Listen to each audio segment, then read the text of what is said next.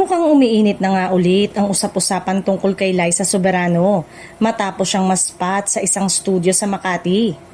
Bagay na agad nagpasiklab ng espekulasyon tungkol sa kanyang posibleng pagbabalik showbiz sa Pilipinas. Ayon sa mga ulat, gabi umano itong namataan ng ilang fans at agad pinagkaguluhan dahilan para mas umugong ang balitang may malaking proyekto siyang niluluto.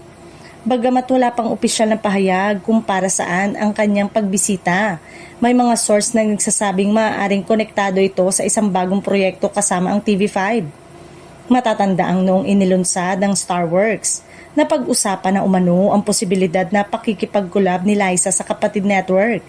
At ngayon ay tila mas lumalakas ang posibilidad na matuloy ito.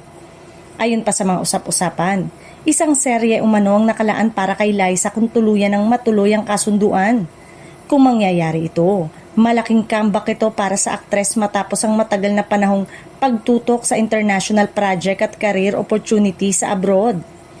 Pero ang mas ikinakilig ng fans, iisa ang hiling ng marami, ang muli niyang pagtatambal kay Enrique Hill. Hindi maikakailang isa ang lisken sa pinakasikat na love team ng kanilang henerasyon, kaya anumang reunion project ay siguradong aabangan ng kanilang supporters.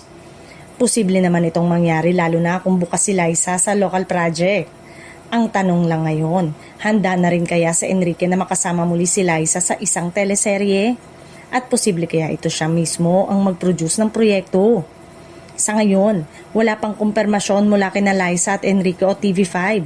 Pero kung totoo man ito, siguradong isa ito sa pinakamalaking showbiz comeback na aabangan ng publiko ngayong taon.